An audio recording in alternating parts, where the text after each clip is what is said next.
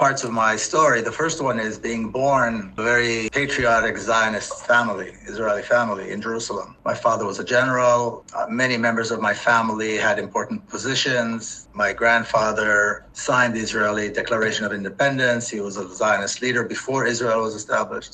For me, Zionism is not something that I had to study. I got it every day.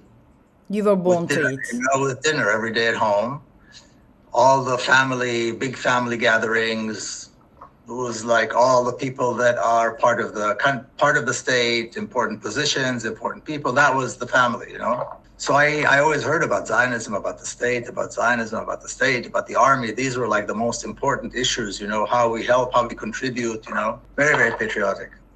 So that's the first part of the book, and that's really the first part of the story. Second part of the book and the second part of the story is the journey as an Israeli into Palestine. So, we all know today that it's an apartheid regime.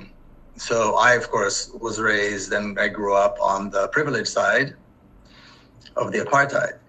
But the journey was my stepping outside of the apartheid, of the privileged side of the apartheid, into the other side. The side of the oppressed, the side of the occupied, the side of the ones that don't have the same rights as me, which I didn't know. I didn't know that they don't have we don't know anything about the Palestinians being raised in the Israeli education system. You don't learn anything about the Palestinians.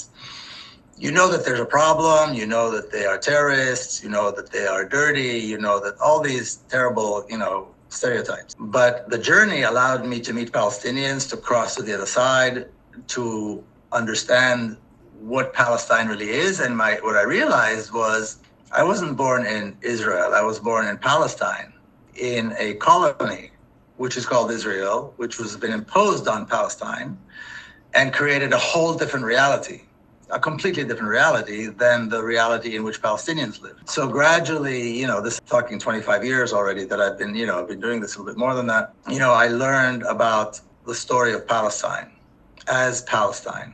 Then I reached a point where I had to make a decision. Am I going to stay loyal to Zionism and Israel and all of this? Or am I going to stand up for justice and stand up for freedom and stand up for human rights and so on? Because you can't do both. Zionism is a racist ideology. It's a supremacist ideology. It's a very violent ideology. And we see the results of Zionism is the apartheid state and the genocide of the Palestinian people. It's not an accident. So when I got to that intersection, I chose to stand with my Palestinian brothers and sisters and to join the struggle as much as I can for a free Palestine, for their liberation, for their freedom.